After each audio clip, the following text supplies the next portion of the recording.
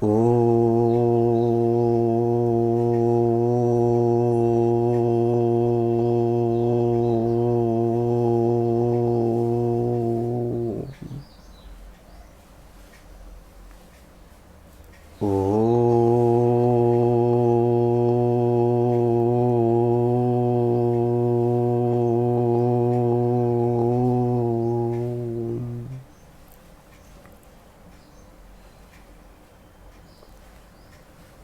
ఓం సహనావతు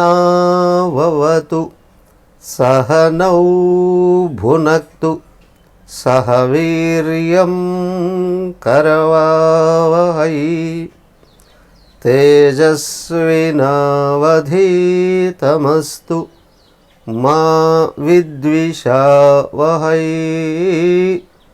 ఓం శాంతి శాంతి శాంతి.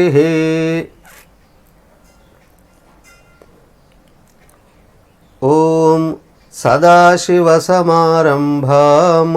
శంకరాచార్యమధ్యమాం అస్మదాచార్యపర్యంతాం వందే గురుపరంపరాం.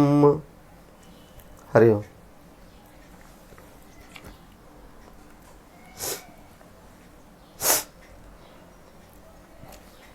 ఇప్పుడు నేను చెప్తా, మీ ఫోన్ ఆన్ చేయకుండానే వినండి,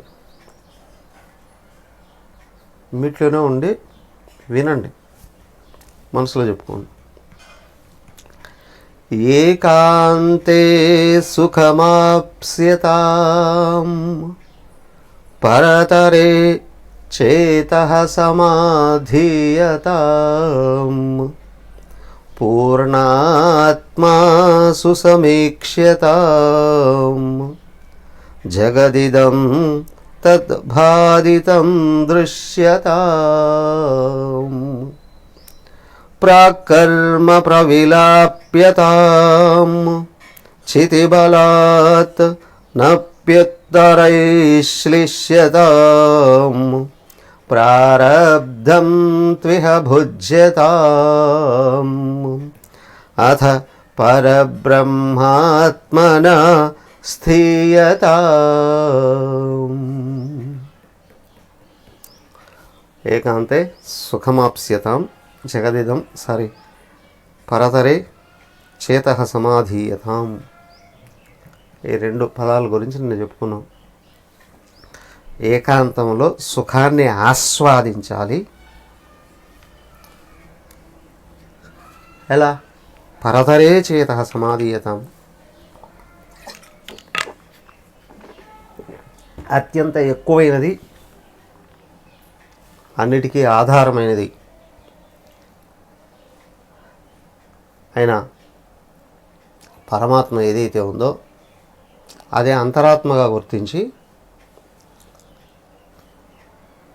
అందులో మనసుని స్థిరంగా నిలబెట్టాలండి. సమంగా నిలబెట్టేయాలి, అంటే కదలకుండా నిలబెట్టేయాలి. ఇన్ని శ్లోకాలు ముందు చెప్పున్నారు కాబట్టి 4 విషయాలు ముందు చెప్పున్నారు. సాధన అంతా అక్కడ చెప్పేశారు. చివరికి వచ్చేటప్పటికి సమాధి స్థితి ఏ విధంగా నిలబెట్టుకోవాలి, వృద్ధి చేసుకోవాలి అనేది ఇక్కడ. ఏకాంతంలో సుఖంగా ఉండడం అని అంటే నీకు నువ్వుగా ఉండడం అని. నీకు నువ్వుగా ఉండడం అంటే ఇంకా మళ్ళీ దేహం కాదు, దేహం స్థిరంగా నిలబడాలి, మనోబుద్ధులు ఆపివేయబడాలి. ఎలాగా? అంతరాత్మను గుర్తించడం వలన. నేను ఆత్మను అనే భావం పైకి రేస్ చేస్తే అది పరమాత్మగా మార్పు చెందుతుంది, పరమాత్మగా గుర్తించబడుతుంది. ఇప్పుడు దాంట్లో కదిలేటువంటి కేవల కదలికలే ఆలోచనలు. ఆ ఆలోచనలకే ఒక్కొక్క రకమైన ఆలోచనలకి ఒక్కొక్క పేరు పెట్టారు. కోరికలతో బయటకు వెళితే మనస్సు అని, జ్ఞానంతో బయటకు వెళితే బుద్ధి అని, కర్తృత్వంతో బయటకు వెళితే అహంకారం అని, జ్ఞాపకాలతో బయటికి వెళ్తే చిత్తము అని.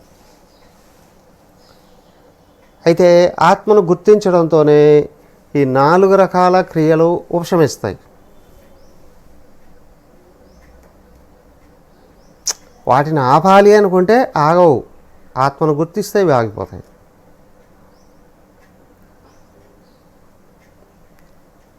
ఇంట్లో అడుగు పెట్టిన తర్వాత గడపకు బయటన్న అడుగు తీయాలా, బయటన్న అడుగు తీసిన తర్వాత ఇంట్లో అడుగు పెట్టాలా అని అన్నారు అని అనుకోండి. ప్రశ్న అసంబద్ధం అండి, అర్థరహితం అండి అంటారు. రెండు ఒకేసారి జరుగుతాయి. గడప దగ్గర ఉన్నాం, అడుగు అట్ట పెడితే ఇది లేపుతాం. ఏమండి ఇది తీసి అక్కడ పెట్టాలా? ఆత్మను గుర్తు చేసుకోవడంతోనే ఆలోచనే లేకుండా పోతుంది. ఏమంటే ఆత్మను గుర్తు చేసుకోవడం కూడా ఆలోచనే కదా. ఆత్మ గురించి అర్థం కానంత వరకు అది ఆలోచనే. ఆత్మ గురించి అర్థమైంది అంటే అది ఇంకా ఆలోచన ఉండదు.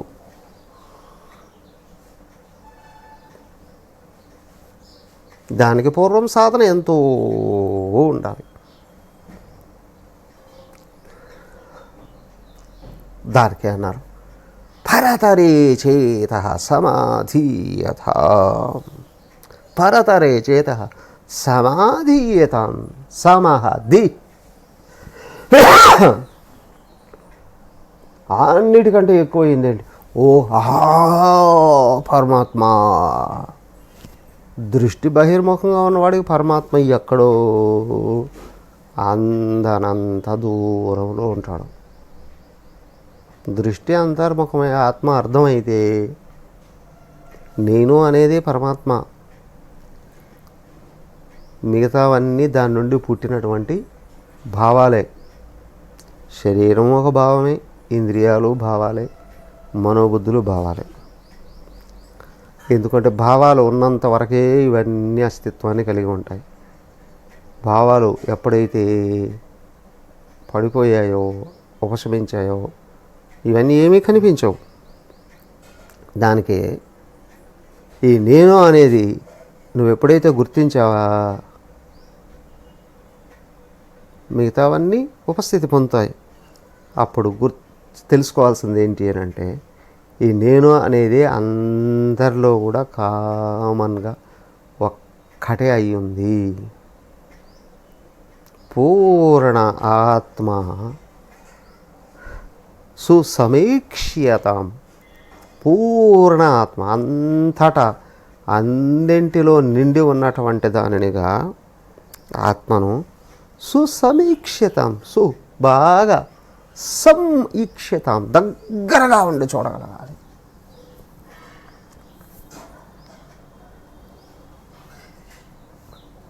నాలో ఆత్మ ఉంది అన్నంత వరకు నీకు ఆత్మ గురించి అర్థం కాలేదు అని అర్థం. నేను ఆత్మనయ్యున్నాను అనే స్థితి ఎక్కడైతే కలుగుతుందో నీకు అర్థమవుతుంది అని అర్థం. నాలో ఆత్మ ఉందండి, నువ్వు దేహం అనే కదా భావం.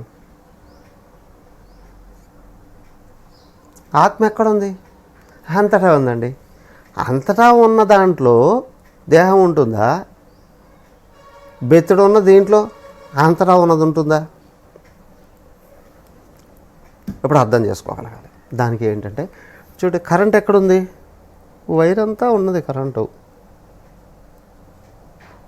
బల్బ్ ఎక్కడుంది? ఎక్కడో గోడకు ఒక చోట ఫిక్స్ అయిపోయాడు ఉంటే హోల్డర్, దాంట్లో బల్బ్ ఉంది. ఆ బల్బ్లో కరెంటు వస్తే అది వెలుగుతుంది.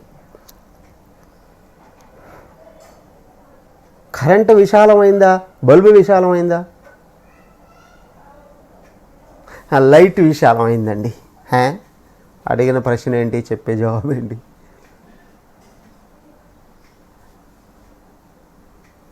ఒక బల్బులో నుంచి బయటకు వచ్చే లైటు ఒకే విశాలమే. ఎంత విశాలం? ఎలక్ట్రిసిటీ కంటేనా?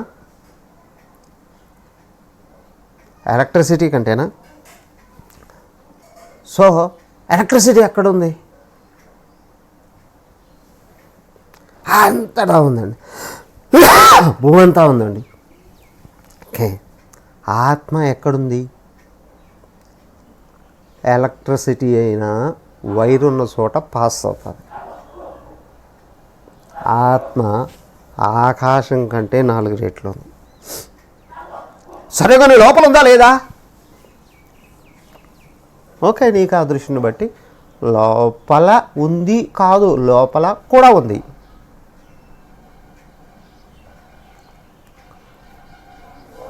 ఓ కుండ తీసుకొని వచ్చి ఒక చోట పెట్టారు.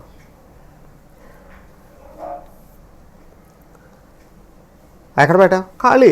ఖాళీ అంటే ఆకాశం. కుండలో ఖాళీ ఉందా లేదా? ఉంది.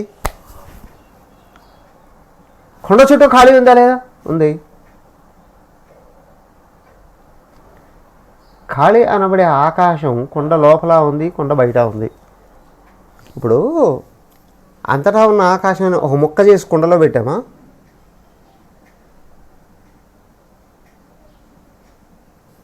కుండలో ఉందా లేదా? ఉంది. ఒక ముక్క చేసావా? లేదు. ఉంది. కొండ ఎక్కడుంది? ఖాళీ స్థలంలోనే ఉంది. కొండలో ఏముంది? ఖాళీ ఉంది. ఇందుకు కొండ అంటే ఏంటి?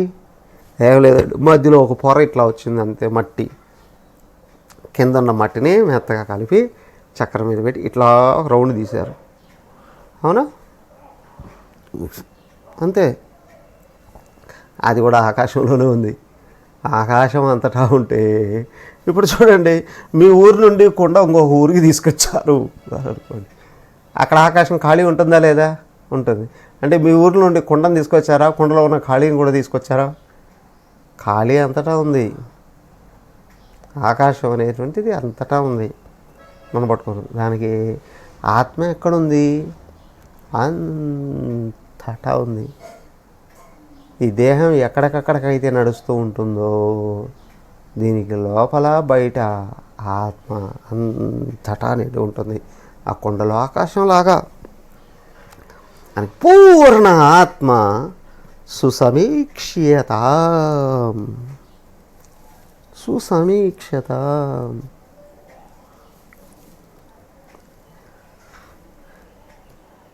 మరి కొండ అంటే ఏంటండి?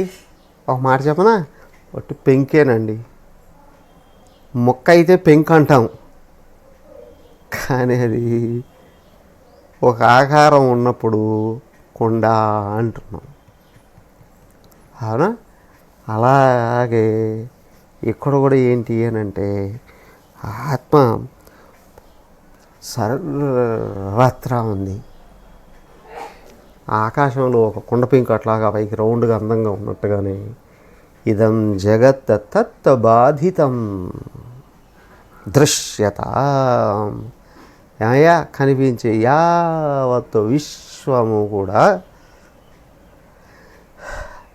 అనంతమైన ఆత్మలో అలాగా తెలియాడుతూ ఉంది.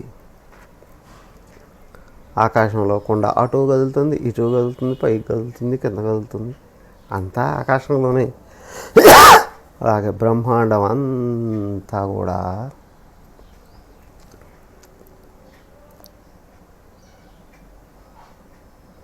పరిపూర్ణమైనటువంటి పరమాత్మలో కొండ కదులుతున్నట్టు అలా కదులు. ఏమండి, జగత్ కదులుతుందా? కదలదా? విశ్వం కదులుతుందా? కదలదా?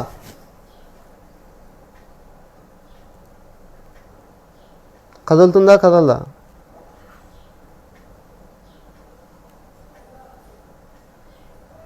భూమి మీద కూర్చొని చూస్తే భూమిలో మనం ఎంత ఉన్నామండి అంటాం. పైకి వెళ్ళి చూస్తే భూమి ఒక బంతులాగా కాదు. భూమి చుట్టూ తిరిగే చంద్రుడు ఒక చిన్న బంతి, ఆ సూర్యుడు కూడా ఒక బంతి, మండుతున్న బంతి. యావత్ బ్రహ్మాండము అలాగ సముద్రంలో అలల కదులుతూ ఉన్నట్లుగా అనంతమైనటువంటి పరమాత్మలో అలా అలా అలా అలా అలా కదులుతున్నారు. పూర్ణాత్మాసు సమీక్ష్యతాం ఇదం జగత్ తత్బాధితం దృశ్యతాం. ఆకాశమంత 4 రెట్లున్న పరమాత్మలో బ్రహ్మాండం యావత్తు కూడా ఒక దృశ్య ఆ రూపకంగా అలాగా కదులుతూ ఉంది అంతే. అని ఆయన ఎంతున్నాడండి? అనంతం.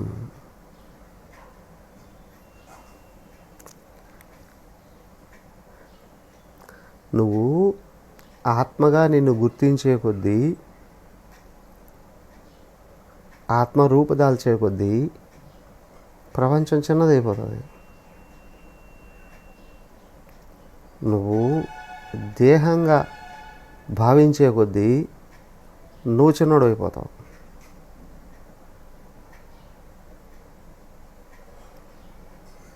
పెద్ద మ్యాజిక్. విచిత్రంగా ఉంటుంది ప్రపంచం అంతా. తెలిస్తేనే, జ్ఞానం తెలిస్తే జీవితం ఒక ఆట, లేకపోతే జీవితం మనల్ని ఒక ఆట ఆడుకుంటుంది.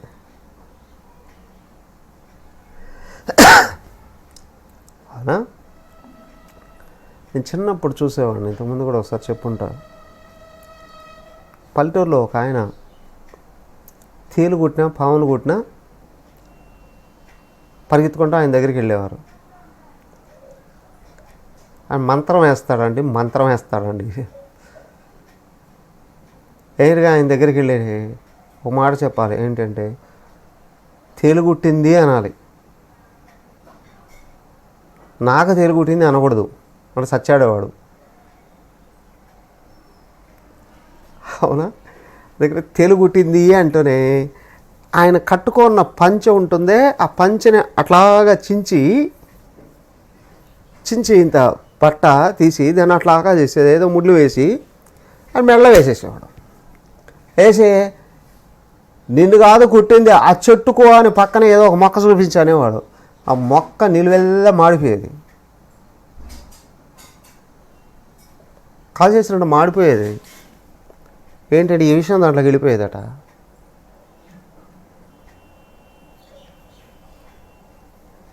ఏమండి కాకమ్మ కబుర్లా? మానవుడు సైన్స్తో, టెక్నాలజీతో చంద్రుడి మీద కూర్చుంటూ ఉంటే ఇంకా ఇట్లాంటి ఏంటి నమ్మకాలు?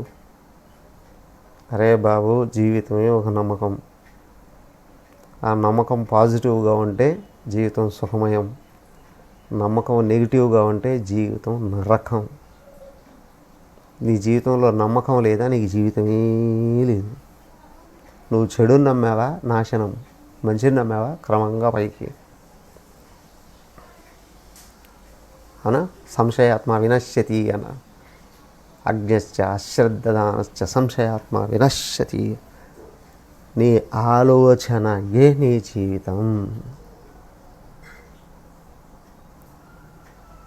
ఇదిగో ఆలోచన వేదాంతం చూపించిన విధంగా నడిపించుకున్నావో, ఇదిగో ఇక్కడ చెప్తున్నారు.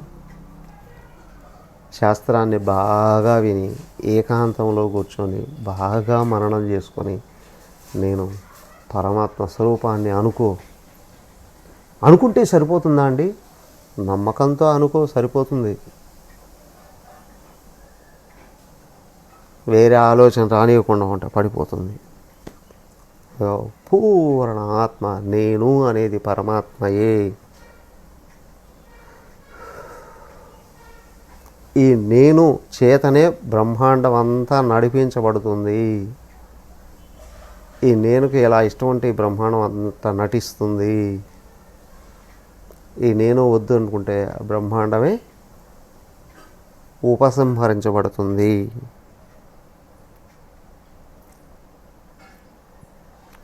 ఫోన్ చేత పట్టుకొని ప్రపంచాన్ని అంతటిని చూడొచ్చా లేదా? ప్రపంచాన్ని అంతటినీ చూడొచ్చు చిన్న స్క్రీన్ మీద. నీకు ఇష్టం లేదయ్యా,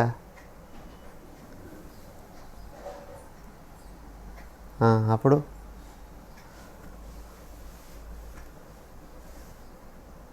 రెడ్ బటన్ నొక్కేసావు, ప్రపంచం మాయం. అవునా కదా? ఎస్కేప్. ప్రపంచం అంతా వెళ్ళిపోతుంది. ఇదిగో ఈ బ్రహ్మాండం కీ నీ మైండ్లో ఉంది. మైండ్ ఓపెన్ చేసావా, బ్రహ్మాండం అంతా బయటకు వస్తుంది.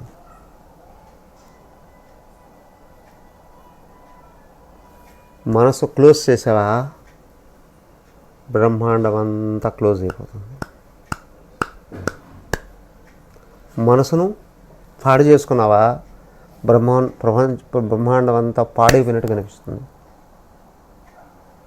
మనసును సిద్ధం చేసుకున్నావా, ప్రపంచం అంతా దివ్యంగా కనిపిస్తుంది.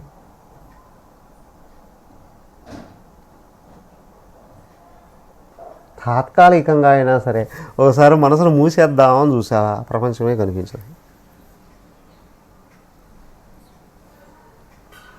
చెప్పిన టెక్నిక్ బాగుంది కానీ స్వామి, ఇది ప్రాసెస్ ఇన్స్టంట్ కాదు. ఎస్, అది మాత్రం నిజం కదా. ప్రాసెస్ లేటే. ఎంత లేటు, అది నీ ప్రవర్తన మీద ఆధారపడి ఉంటుంది. నీ ప్రవర్తన మీద అదే ఆధారపడి ఉంటుంది.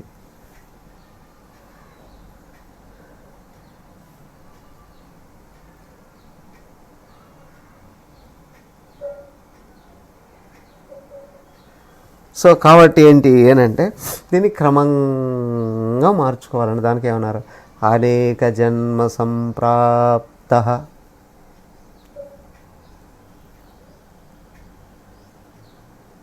జ్ఞానవాన్ మాం ప్రపద్యతే వాసుదేవః సర్వమితి స మహాత్మా సుదుర్లభః.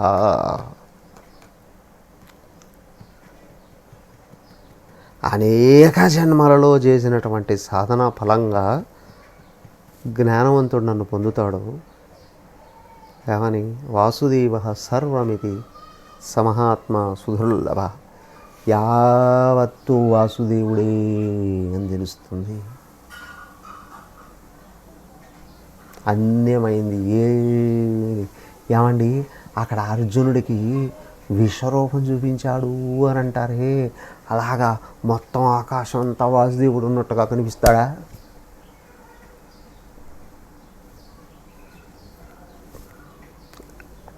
ఆకాశం అంతా వాసుదేవుడు ఉన్నట్టు కనిపించడమో లేదో కానీ ఆకాశమే వాసుదేవుడిలో ఉన్నట్టు మాత్రం కనిపిస్తుంది.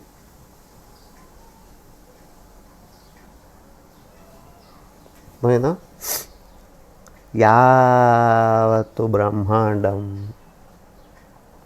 వాసుదేవుల్లో ఒక చిన్న కదలికలాగా కనిపిస్తారు. పూర్ణాత్మ సుసమీక్ష్యత తత్ జగదిదం తత్ బాధితం దృశ్యత.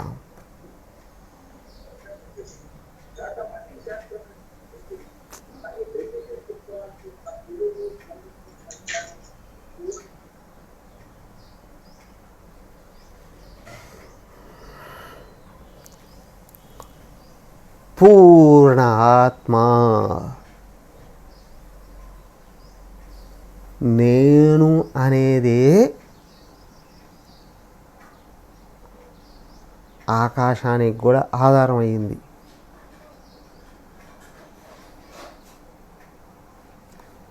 నేనులు ఎన్నున్నాయి? ఒకటే ఉంది. అవి ఎలా నమ్మాలి? ప్రతి ఒక్కడిలో నుండి అది నేను అనే భావంతోనే వ్యక్తమవుతుంది. అవునా కదా? ప్రతి ఒక్కరి నుండి ఫస్ట్ నేను ఫలానా, నేను అనేది మొదట వ్యక్తమవుతుంది. తర్వాత ఉపాధులను తీసుకొని వచ్చి దానికి అటాచ్ చేయడం జరుగుతుంది. ఇంజిన్ ఒకటే, బాక్సులు అనేకం తగిలిస్తారు వెనకల. రైలు రై అని వెళుతూ ఉంటుంది. ఇంజిన్ ఒకటేగా. ఇదిగో అనేక బ్రహ్మాండాలు ఉన్నాయండి అని. అదేంటండి? ఒక్కొక్క బ్రహ్మదేవుడి కింద పరిపాలించబడుతూ ఉన్నటువంటి దాన్ని ఒక్కొక్క బ్రహ్మాండము అంటారు.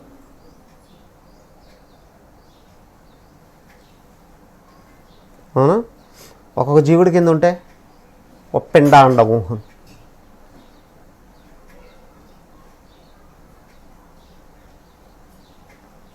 ఆయన కింద ఉంటే బ్రహ్మాండం. ఇలాంటివి చాలా ఉన్నాయండి. అంటున్నారు లేదా సైన్స్లో కూడా. ఒక్కొక్క సూర్య కుటుంబంలో అనేక గ్రహాలు ఉపగ్రహాలు ఉన్నాయండి. 10 గ్రహాలు 33 ఉపగ్రహాలు ఉన్నాయండి ఒక సూర్య కుటుంబంలో. అలాగా సూర్య కుటుంబాలు ఎన్ని ఉన్నాయి? ఒక నెబ్యులాలో అనేక సూర్య కుటుంబాలు ఉన్నాయండి. ఇలాంటివి ఎన్ని ఉన్నాయి? ఆకాశంలో అనంతమైన నెబ్యులాలు ఉన్నాయి. ఎస్, అదే ఇక్కడ ఎంత అర్థమైందో అంత చెప్పారో అక్కడ పూర్తిగా తీసుకొని చూపిస్తున్నారు. ఒక బ్రహ్మదేవుడి కింద 14 లోకాలు ఉంటాయండి. మధ్యలో భూమి ఉంటుందండి. చూపించారుగా. అదే అయ్యా, ఇవంతా కూడా మనోనిర్మితాలే. ఇవన్నీ ఆకాశంలో ఉంటాయి. అవునండి, ఆకాశం అంటే గుర్తుపట్టడం. నువ్వెంత గుర్తుపడుతున్నావో అంతవరకే నీకు తెలుసు అన కదా. చక్కగా శాస్త్రాన్ని చదువుకుని ఇవన్నీ ఉన్నాయని నమ్మడానికి అవకాశం ఉంటుంది. పాపం ఏ శాస్త్రజ్ఞానం లేని వాడికి ఏముందంటే వాడు ఊరు మాత్రమే వాడికి ఉంది. అవునా? అవునా? పుట్టినూరు నుంచి బయటికి ఎప్పుడు వెళ్ళలేదనుకోండి. నేను విన్నా చిన్నప్పుడు ఒక ఆయనట పక్కన టౌన్కి వెళ్ళాడు, ఇంటికి రావాలి. అక్కడ ఉదయం నుండి బస్ స్టాండ్లో నిలబడుకున్నాడట. అలా అడుగుతున్నాడు, మా ఊరు బస్సు వచ్చిందా, మా ఊరు బస్సు వచ్చిందా. అదేంట్రా ఉదయం నుండి ఇక్కడే ఉన్నావే, బస్సుకి వెళ్ళలేదా అంటే, ఎవరిని అడిగినా మా ఊరు బస్సు వచ్చిందా అంటే రాలేదు అని అంటారు. చెప్పడం లేదు, పలకడం లేదు అని అన్నారు. మీ ఊరు బస్సు అంటే మీ ఊరు ఏదిరా? అవునా? అది కూడా తెలియనటువంటి వాడికి మా ఊరు బస్సు వచ్చిందా అంటే ఎవడు చెప్తాడు కదా. సో కాబట్టి ఏంటి, వీడు మనిషే, కానీ వాడికి అక్షర జ్ఞానం కాదు కదా, ఇంగిత జ్ఞానం కూడా లేదండి. కామన్ సెన్స్ కూడా లేదండి. కామన్ సెన్స్ కూడా లేదండి అన్నప్పుడు ఏం చేస్తారు? సో కాబట్టి ఏంటంటే వ్యక్తికి శాస్త్రజ్ఞానం పెరిగే కొద్దీ విషయాల గురించి కూడా అర్థమవుతుంది. అదే స్థాయిలో సైమల్టేనియస్గా తత్వం గురించి కూడా తెలుస్తుంది వేదాంతం అధ్యయనం చేసినప్పుడు. పూర్ణాత్మ సుసమీక్ష. ఆత్మ అనేది సర్వత్రా నిండి ఉంది. ఆకాశం కూడా దాంట్లోనే ఉంది.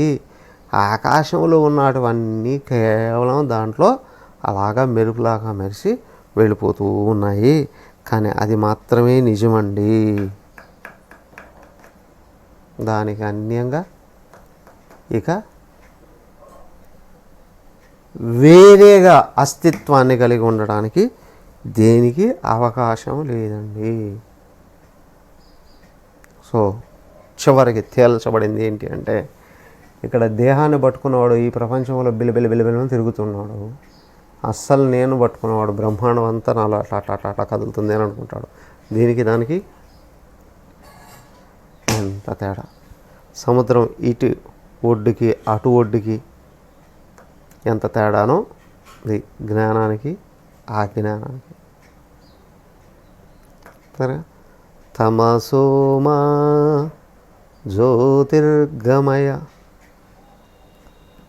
మృత్యోర్మా అమృతంగమయ పూర్ణాత్మా సుసమీక్ష్యతాం జగదిదం తద్భాసితం తత్బాధితం దృశ్యతాం. పరిపూర్ణమైనటువంటి ఆత్మలో ప్రపంచం అనేటువంటిది కదులుతుంది. బాగా గమనిస్తే నేను అనేది నీకు బాగా అర్థమవుతూ ఉంటే నేనులో ఉపస్థితుడు అవుతూ ఉంటే ప్రశాంతత దగ్గర అవుతూ ఉంటుంది, ఆలోచనలు తగ్గిపోతూ ఉంటాయి, ప్రపంచం మాయమైపోతూ ఉంటుంది. అది గుర్తించగలగాలి. తర్వాత ఏం చేయాలండి? ప్రాకర్మ ప్రవిలాప్యత. ఏం లేదు, ఈ దేహం దాని ప్రారంధాన్ని అది అనుభవిస్తూ ఉంటుంది. అది ఎప్పుడు పోతుందా ఎదురు చూడడం, అంతకంటే వేరే ఏం లేదు. ప్రాకర్మ ప్రవిలాప్యత చితిబలాతనాప్యుత్తరైశ్లిష్యత. జ్ఞానబలంతో మళ్ళీ జన్మ లేకుండా చేసుకోగలగాలండి. దేహం ఊడిపోయే సమయంలో కూడా జ్ఞానంలో నిలబడగలిగితే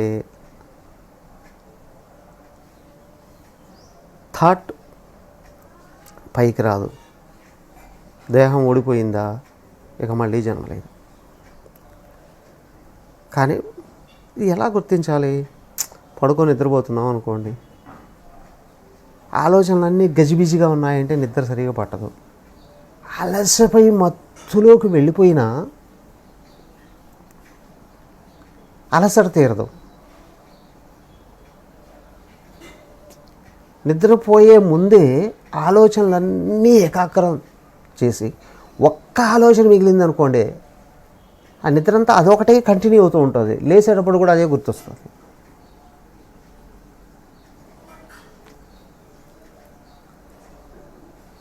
అలాగే ఏ ఆలోచనతో నువ్వు దేహాన్ని వదులుతున్నావో అదే ఆలోచన బీజం అవుతుందన్నారు.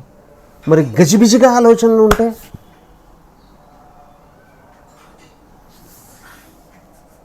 నీకు నెక్స్ట్ వచ్చే జన్మ కూడా అట్లాగే ఉంటుందండి, గజిబిజితో కూడా ఉంటుందండి. కొంతమంది పుట్టినప్పటి నుంచి కన్ఫ్యూజన్గానే ఉంటారు, అవునా? జీవితాంతం కన్ఫ్యూజన్. ఓం సర్వే భవంతు సుఖినః, సర్వే సంతు నిరామయాః, సర్వే భద్రాణి పశ్యంతు, మా కశ్చిద్ దుఃఖభాగ్ భవేత్.